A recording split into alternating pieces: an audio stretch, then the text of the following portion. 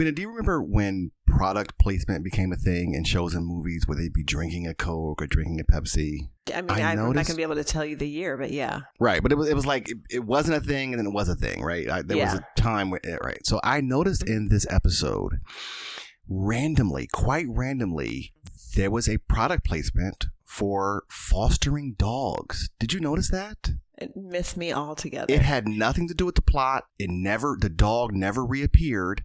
But in one of the scenes, they were fostering a dog and talked about, what are we going to name the dog we fostered? And I thought that was pretty cool to product place something that was good for the community. Yes. So, I'm not a dog guy, but for anyone out there, if you're a dog person, foster a dog. Foster. All right, let's start the show.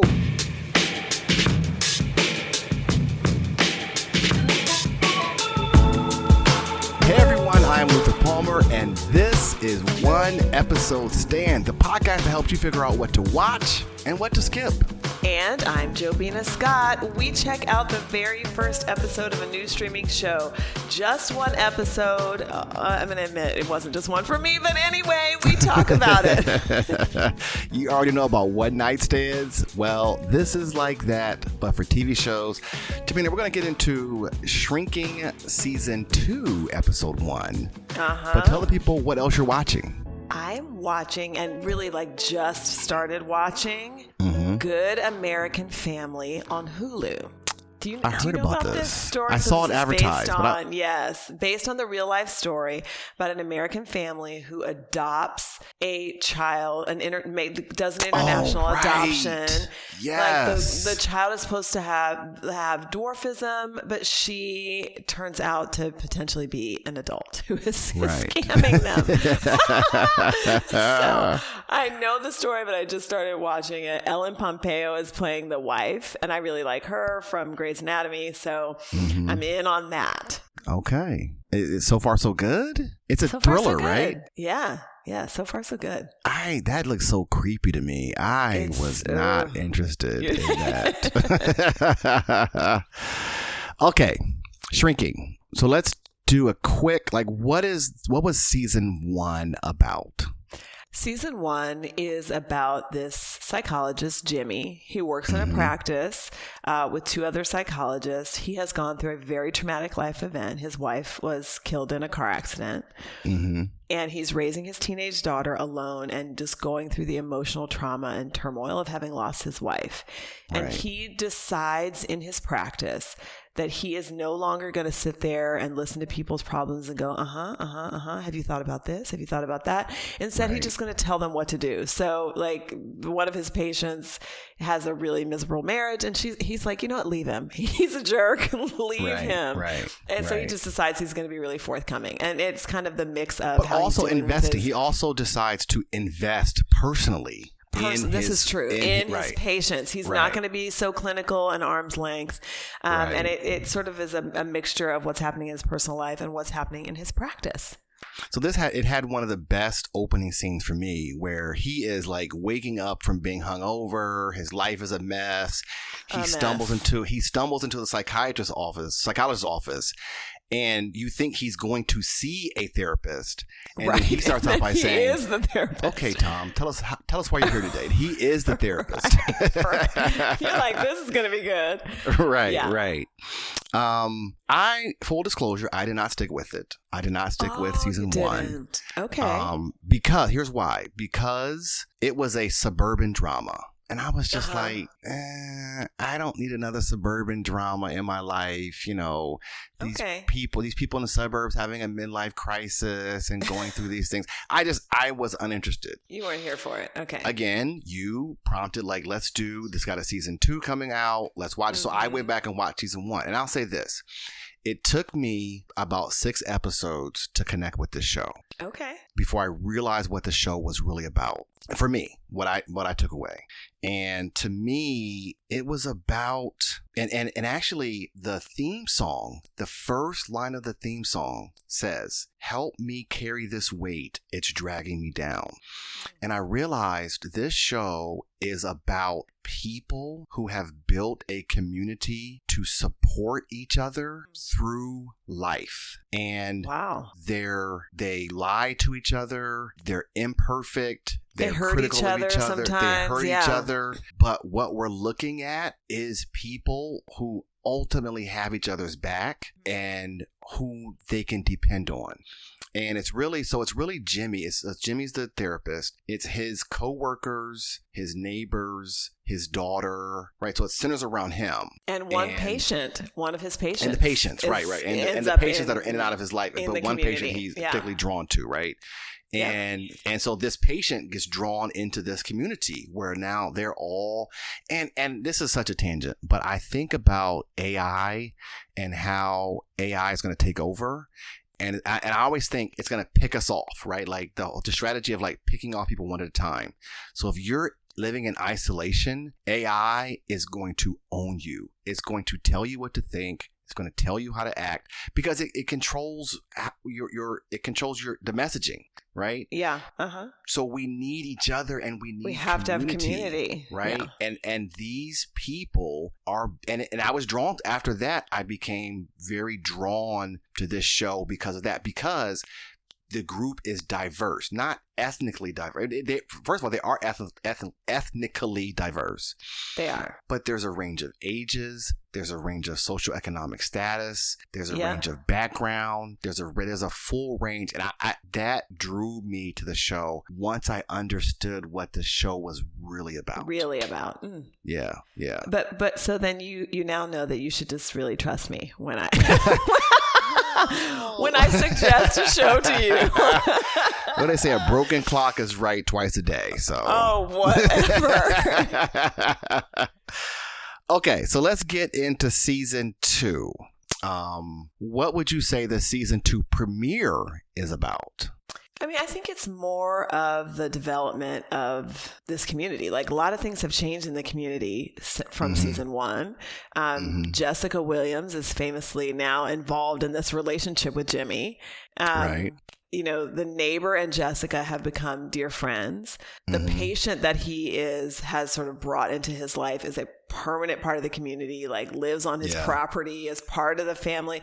So the community has evolved and there are new dynamics for them to grapple with. Right.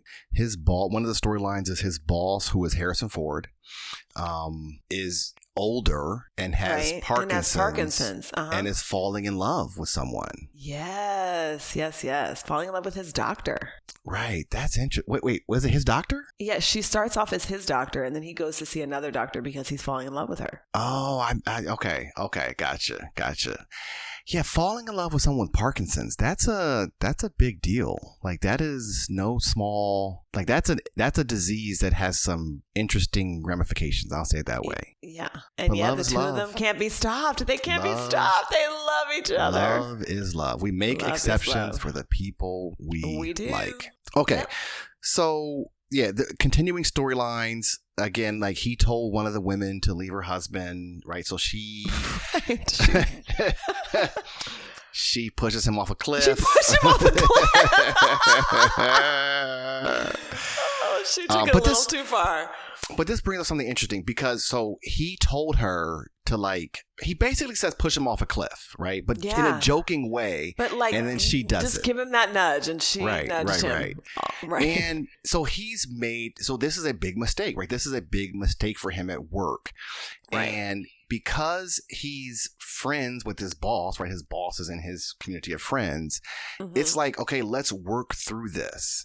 And I just felt like, man, I don't know how many people can make mistakes that big at work Right, and survive them. survive it. And I was listening to a podcast or something, or a TED Talk or something, where a person was talking about at work, people don't feel the freedom to make mistakes.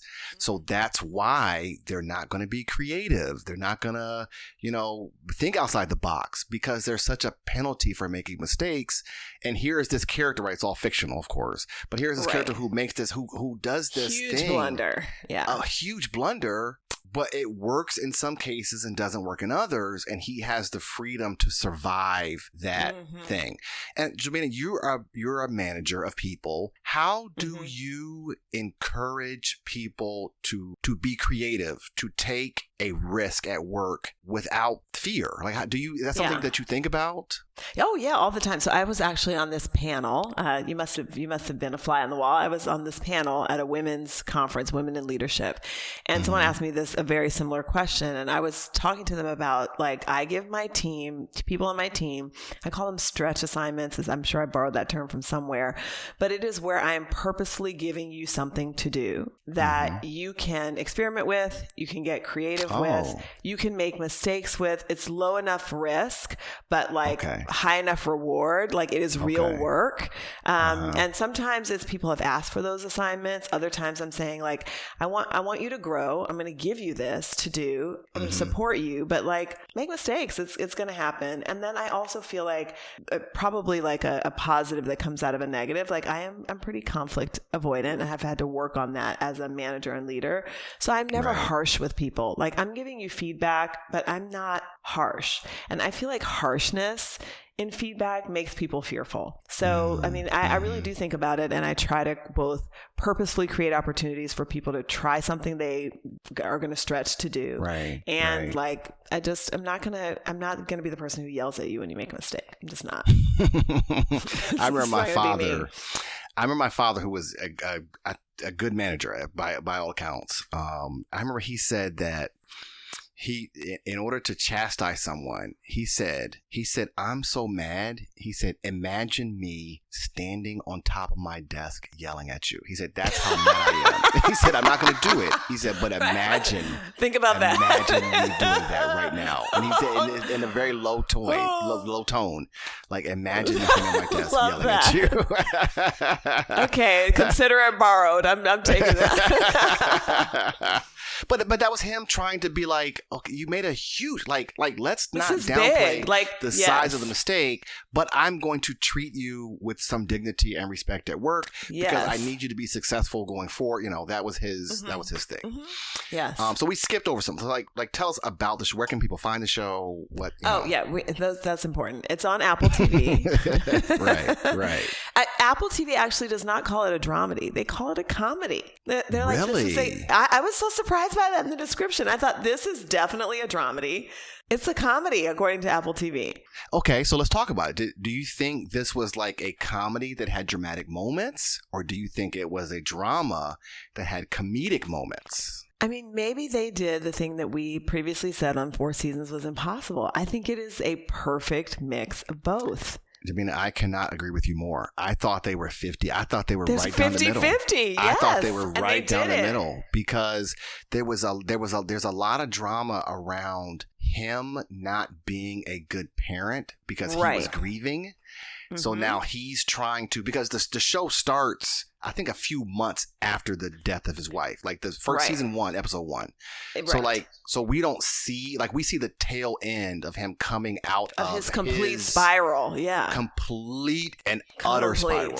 Yeah. And now he's trying to repair his relationship with his daughter. And she's like, my G, you have not been around. Who are you trying to parent now when you have not been around for 6 months, And I lost my mom, by the way. Like, while you're grieving losing your wife, I lost my mom, and you were not there for me. Right. So there is some, and episode 1 of season 2, actually, he is going back to face that, right? So there's a thing where he kind of comes out of it, but then he didn't actually face it. He didn't grapple with it. In his interactions with his clients, like one of his clients has PTSD, basically. And he is encouraging the client to face what happened overseas at war. And then now he is coming to face. He has to do it himself. Like walking up to the scene of the accident where his wife was killed in this accident by a drunk driver. So it's drama. It is full drama. Right. And there's other love stuff going on and hurt feelings and this, but they also it's comical. I thought they struck the perfect balance. They struck the perfect balance. So speaking of that scene where he is approaching, one of the things that sticks out to him. So he's walking up on the scene where his wife has died in this car accident. And I think he says he sees two police officers just kind of going about their day chuckling, right? This life-changing day for him, and the officers chuckling. It's nothing to them, yeah. And I remember, Jobina, I had a friend in Cleveland who was accused of rape. Like, he was a married man with kids accused of rape. So I go to attend his trial. I'm sitting beside his wife, and the attorneys, his defense attorney and the prosecuting attorney, are kind of laughing and chuckling in a break, right? There's a break. And his wife was furious. Of course. Because if he's convicted of this charge, she's like, this is the destruction of our family. Yeah. And they're chuckling. And in that moment, I was like, I told her, I said, this is their day job. Like, this is their day job. They're at work. Like, they're at work. They're at work. Like, they're work colleagues, you know? Yeah. But I just remember feeling so sorry for her that these two worlds had to combine in this way. Yeah. Well, that moment actually took me back to Dying for Sex, when Molly and now I've forgotten the lady's name, her friend, are sitting outside of the doctor's apartment who misdiagnosed her. He's keying it up on the phone, and she's like, I am across the street dying, and you are just living your life. Yeah. What other things came up for you in this show? Anything else? Well, I mean, we talked about the community, the dynamics in the community. Like, a salient part of this first episode is that the neighbor, who is a bit of a busybody, like, she inserts her. Well, first of all, let's say in season 1, she rescues the daughter. Like, Jimmy is not parenting, and so she steps in and parents the daughter. So she is both a busybody and like a true lifesaver, lifeline for Jimmy. So she becomes friends with Jessica Williams' character, who is a colleague of Jimmy's in the practice. She also was a best friend to the deceased wife, but now she and Jimmy are in the throes of maybe a situationship is what we should call it. And the neighbor inserts herself and is just like, you're falling in love with him. He is not going to take this seriously. Like, stop it. And to me, it strikes this chord of like, how much do you insert yourself in the life of a friend that you see making what you perceive to be a mistake, going the wrong way, making a bad decision? Like, knowing that it could risk the friendship. Right. And also, at the very least, it could be ignored. Yeah. So the pretense is, well, I think she says Jimmy is safe dick, right? They're coworkers. And she's like, oh, you're safe because I'm not going to fall in love with you. I'm not going to fall in love with you. We're not going to have any issues where da-da-da-da. And then she catches feelings. And then to your point, like, the friend comes over and says, stop. Don't do that. He's not going to like you. He's not ready for a relationship, right? And this is tricky because I'm a live and let live person, right? Like, I don't, but I'm also a truth sayer. Like, I also speak my mind. So this is an area where I do struggle with my humanity of, when do I tell my friends what you're doing is stupid, what you're doing, or even you're hurting someone else, right? That wasn't the storyline of this show, but sometimes you could say, like, you're hurting someone else, and that's not fair to them, right? Like, I struggle with when to say that, because in the show, Jessica Williams' character says, after being told stop doing this, she says, this is why you're difficult to love and connect with, because you're so blunt and you're so honest. Right. And I think that is the burden of the blunt and honest person. Honest friend. Yeah. Is that people then they don't tell you things because they know you're going to tell them the truth. And then people are reluctant to connect with you. So it's a tricky thing to navigate. It is very tricky. I don't know. I'm a live and let live person as well. I think we have talked about on the podcast how I'm not into unsolicited advice. Right. I don't like it. Right. And therefore I don't offer it. I will sometimes, like if I see somebody who's really, really going to harm themselves, for the most part, harm themselves, and I care about them, like I will ask them, like, do you want advice on this? And if they say no, I'm not going to give it, but I will at least ask. But I also just find, like, how many people do you know whose friend, for example, said, don't get into that relationship. Don't marry this person. Like, who has ever listened advice, to that? But no one. Never, like, people have to live their... No, like, in the history of mankind, not one person has been like, you know what? You're right. I'm not going to do it. Right. So I also am like, it's a futile effort anyway. That people are going to do what they want to do. But you're also planting the seed, right? You're planting the seed right. I guess. of this thing. So I had a friend who broke up with this girl in college, and she acted like a complete bitch.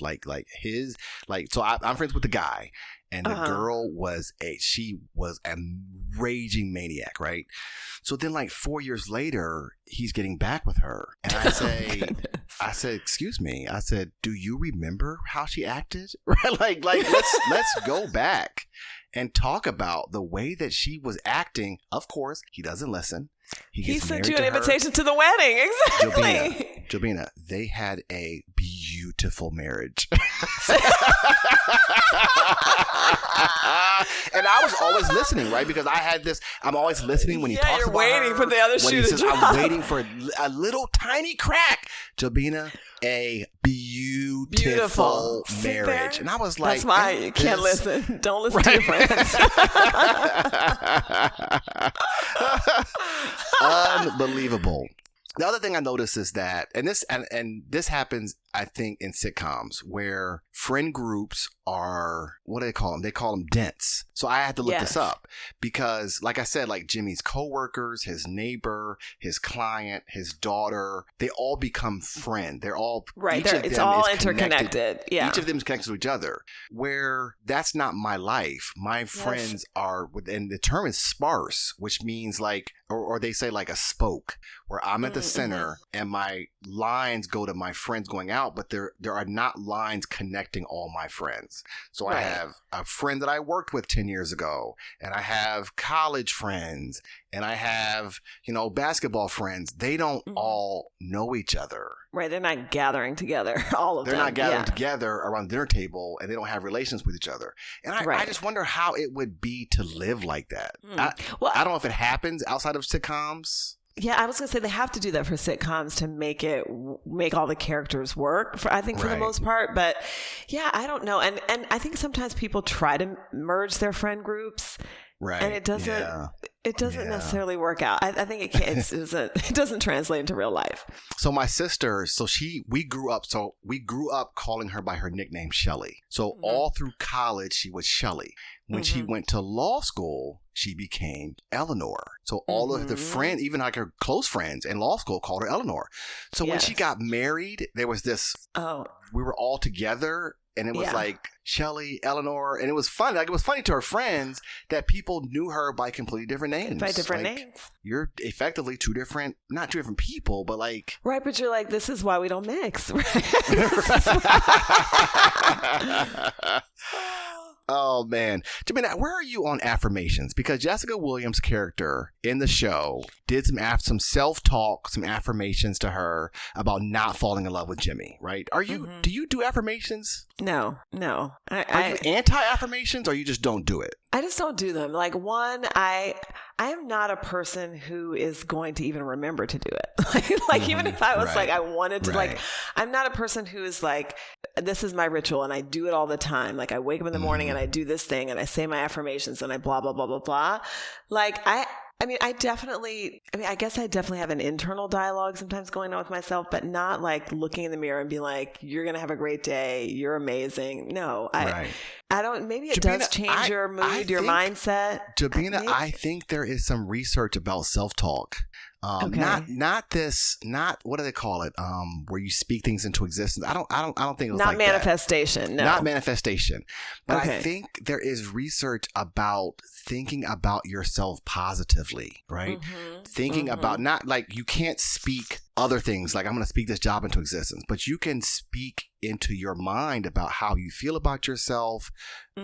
You can't I can be successful at my task today. I think there's research. This is one of those things like list making, where all the research says making a to-do list, making a checklist is effective, but it's just hard to do. I think self-talk and affirmations is on that list of this is helpful. It's just it's just difficult for a lot of us to do. To make a practice. Yeah. I mean, I do try to get conscious of interrupting negative self-talk. Right.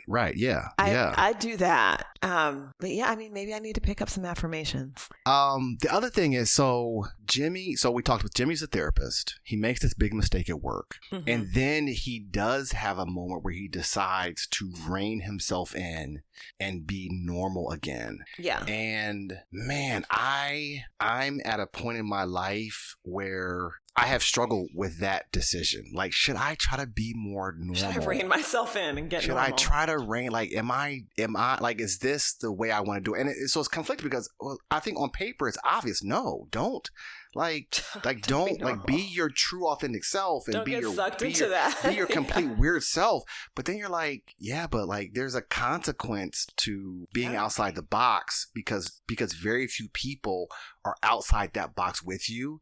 Very few people understand what's happening outside that box. So I related to him with wrestling, the struggle, right? Yeah. With deciding like professionally, right? Like I'm going to now do things in a more traditional way just to avoid the complications with thinking outside the box. So that was an interesting thing. Like speaking of this struggle and him, trying to go back to his more traditional way, this show actually caused me to rabbit hole into this podcast. So Modern Love, I'm sure lots of people are familiar with it.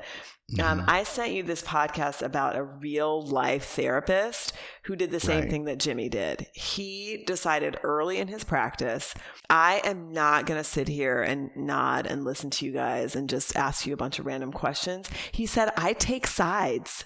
He said, I listen and I will say, and he's a marriage and family therapist. He says, I listen and I take sides.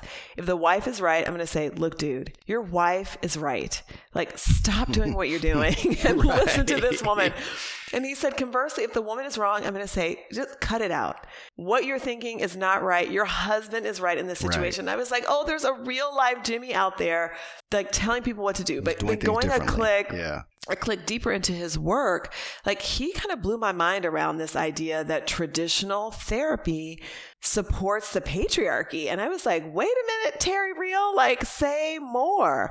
And his whole premise is that like traditional therapy does not speak truth to power. Most of the time in marriage and family counseling, the woman is showing up with a lot of pain and shame, and the husband is showing up with grandiosity. And in taking this passive stance, you don't push back against the grandiosity and challenge the power dynamic in the room. And I just thought that was a really interesting take. Yeah, that was interesting. The way that he basically, it's not that he takes sides. He takes the women's side. That is not what he said. He did not exclusively take the woman's side. Maybe just most of the time clearly. The women are right. Yeah. But he makes, and he made a lot of points about, do you know the name of the podcast that you sent me? Oh, Modern Love. Yeah. Right. So let me start with something else real fast. Modern Love used to be about stories, right? Like, is this the same podcast? To be, well, so it changed hands. Like it left one media provider and went to another, changed hosts. Okay. And so it shifted. I started listening to it because it was love stories, and people, like famous people, would come on and read a I was thinking, is this the same Modern Love? Had been submitted to the New York Times. It's the same podcast, but different. Okay. Yeah, and he. So this therapist, what's it? Terry Real, is that his name? Terry Real. Which I'm like, is that your last name, Terry? Come on. he made all these compelling points about how I think the what I've heard over the last couple of years and the way he described it is women had a revolution and men have failed to catch up. Yeah. So like women have decided to take ownership, to take, to step forward, and men are still stuck in the past. We're still trying to be like our fathers, and that didn't work for our mothers. And maybe our mothers didn't speak up about it and did not say what the issue was. But the modern women are not as socially dependent. They're not as economically dependent on that. So they don't have to accept it. And men have not changed. Yeah. Well, the whole title of the podcast is like, why are men and boys floundering? So yes, that was his assertion. Yeah. He made some quality points. But this is just what I'm hearing about men just being unwilling. And then there's the backlash that men or these women are tripping or these women are da-da-da-da-da. There's the anti-feminist movement that feminists taught these women da-da-da-da, and now the women aren't happy. Like rather than men saying women aren't happy, let me do better, men are saying try to understand women are why. unhappy because of the feminist movement. Right. Well, and I will say though that Terry operates with compassion for men. Like part of this podcast, he talks about his father and how his father was really domineering and abusive and angry and mean. But he comes to discover after years of hating his father that like his father, he talks about this cycle of like men are raised by angry, rageful, hurt, damaged men. Yeah. And then they become those things. And he just talked about like purposefully interrupting the cycle for his sons. But he is operating with compassion for men, understanding like they didn't just get this way because they want to be awful. Like they're coming from these roots of trauma. Yeah. I have heard women say they do not date men who are not in therapy. Mm-hmm. Yeah. There's a lot out there around like if you're not working on yourself, it's a no. If you're not, and the idea is that men have a lot of work to do. And Jobina, I have unpacked a lot in my life. Like I have. Yeah. I wasn't raised by a rageful father. Right. But the masculinity, the roots of masculinity are deep and wide. Pervasive. That's right. And they are wide. And like unpacking like, oh, I didn't realize that was problematic. Like just like all these little things. And I see it in movies and shows where I'm like, oh, that's actually problematic. But because a man wrote this movie, it's not. It's fine. Yeah. It's fine. So there's another guy, I think it's Scott Galloway. Okay. He's another, I don't think he's a family therapist, which is sad because I've seen a gazillion social media clips of him talking. He was on The View talking about, I guess he's a researcher, and he talks about the struggle of boys and masculinity. And he started out, I think so I recently looked into him, and he actually has a long career of like being in a public space and making statements, but he's really gotten famous on TikTok because he was talking about how difficult it is for men to get dates on dating apps. About like how men have to swipe like 2,000 times to get one cup of coffee, like some ridiculous number, and how like boys are being forced into isolation. And he was making this point of like this is an issue society needs to fix. Now the pushback, women would always be like, men need to fix it themselves. Like men cause this issue. Like men, like why should women be oppressed with trying to fix men? And his point has always been like, okay, you can have that position, but understand the ramifications of all these boys turning into men who are angry. And like, this is the downfall of society if we don't help these boys out. And women are like, tough luck. You know, there's some women who are understanding. A lot of women are like, tough luck. Like y'all did it to themselves. Well, and I wonder if we can channel that energy into our sons. Like I think a lot about like I'm raising a boy who is going to be a partner to somebody.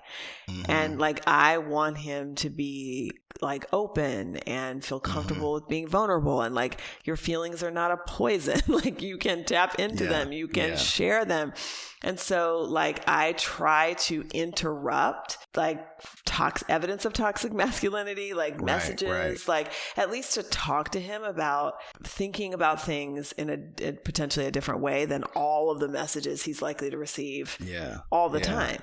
And I think Scott Galloway's point is this cannot be an each one teach one situation. We need to have systemic help for boys who are struggling, like that show Adolescence that we talked about, like that whole red pill society, the manosphere online. It is a big deal. So that was a major tangent for us. We haven't taken a turn like that in a long time. Major. All right, so more or less, I mean, what do you want to see more of or less of in this show? I want to see more of this community of friends. Like, I want to see all the ins and outs. I think they do a beautiful job of also like moving forward one character in their life, then they sort of go into the background, moving forward another. It's just well done. Like, having admitted that I watched a lot of season 2 as well, like we get to understand the neighbor husband. He comes off as this like super funny, like just chill, like go with the flow, like whatever my wife does, happy wife, happy life kind of guy. And then you get to understand him. So I just like the character development. I want to see more of it. Yeah, I would say I would like to see more of the drama in dramedy. I think they've struck a good balance, but I like a good drama. Like I prefer shows that are dramatic with funny moments. So although I think they struck the chord well for what they were going for, I want more drama. Like I want more serious drama, and I want less of. Let's see if you can guess what I want less of. Do you want less of any children in the show? Less of the daughter. There is the daughter. I knew it. You want less of that whole development, because they develop her and her friend group, and you're like, put her back in the background. And she is probably an adult. Drama. Like, that's the thing about all she's probably also 28 anything years with a teenager. She's probably 30. Yeah, but still, less of the teenage drama. I'm just not like I like that her teenage drama affects him as a father, right? So I like that part. Like, he's trying to parent this daughter, but I just don't need to go into a lot of detail about her love and and heartbreak. I'm just not here for it. Okay, marry, kill, or one night stand. So I'm gonna give you Jimmy, but I'm gonna give you healed Jimmy. I'm gonna break the rules Jimmy, here. Okay, I was gonna say, if you give me season 1, episode 1, Jimmy, I'm running in the other direction. Right. Like or maybe I'll say like pre-trauma Jimmy. How about that? Yeah, because no one's really healed, Jimmy. right? We always say like no one's healed. I would marry Jimmy. I think Jimmy is like funny and interesting. Like, any man who is a psychologist, like, I know at the very least, like, you have the tools to grapple with your own feelings and like lean into vulnerability. Like, you learn something that you could apply to yourself. Right. I would. Well, there was a Jimmy. funny scene where Jessica Williams, the black woman therapist, is talking to a couple and giving them advice, and they're like, "Oh, do you apply this in your own relationships?" And she's like, "Absolutely." And then the next scene, she's like, "I do not." Like, it is clear. Not at all. It is clear from my love life that I am not applying these techniques living to my by her own advice. Okay, well, as much as I would want to give you Jessica Williams, I'm not going to do that. I'm going to give you The Neighbor. So my problem with The Neighbor is that she's very condescending to her husband. She doesn't respect him publicly or privately. But I like the fact that she's a truth teller. Like, I like that about her. I like that she gives, what do you call it? Unsolicited advice. Unsolicited advice. Like, I want all my friends to give me unsolicited. I like that energy. I just couldn't marry her. I'm a one night stand. I'm a one night stander. The neighbor woman. Yeah. Okay. Yeah. Okay. So based upon this episode, was this a one episode stand for you? Obviously not. You've watched more. Right. I am almost done with season 2. And if there were to be a season 3, I'm going to be all over it. Already all in. I love all these people. I also I like the resurgence of Harrison Ford is having like a 7th, 8th, 9th, 10th, whatever act. I like seeing him as an older actor in a different way. Like the woman who's playing his doctor has been on some like 90s sitcoms before and in some movies. Like I like seeing people like in like the next phase of their career. Like Jason Segel is like from How I Met Your Mother. Like I like that. So yeah, I'm here for it. Yeah. Wasn't Harrison Ford shirtless in a scene or two? Probably, yeah. Because he's got this love, right? At first it was like a toward love, thing, and then, or toward sex, relationship, and then they kind of fell in love with each other. Yeah. And I was like, okay, Harrison Ford. Harrison, do your thing. It. I should have asked you what I'm gonna break the rules. Oh no, you can give me someone else. I'm gonna give you Harrison Ford's character. Harrison Ford's character is too grumpy for me. It's too grumpy. Oh, he is grumpy. Yeah, he's so grumpy. And he doesn't mean to be grumpy in a way that offends. It's just kind of his way of showing up in the world. It would get on my nerves too much. I'm gonna have to kill him. I can't. You thought about that shirtless. You're like, oh, maybe. Yeah. So, Jobina, this is one of the ways that toxic masculinity shows up in movies and television, is that men are allowed to show up grumpy. Grumpy. He's so grumpy. And everybody just maneuvers around it. Everyone maneuvers around it. I don't want to do that. And this is not something women can do. Women cannot act like that and fall in love with a nice man. Right. Yeah. Like did you see that show that movie? I can't think of it. Tom Hanks plays in this movie as his wife also died, and he's a grumpy old man. Oh, yes. Oh, what is it called? Jeez. Come on, I believe he moves in that. Oh, God. Otto? It's called Otto? Otto. Yes. Right.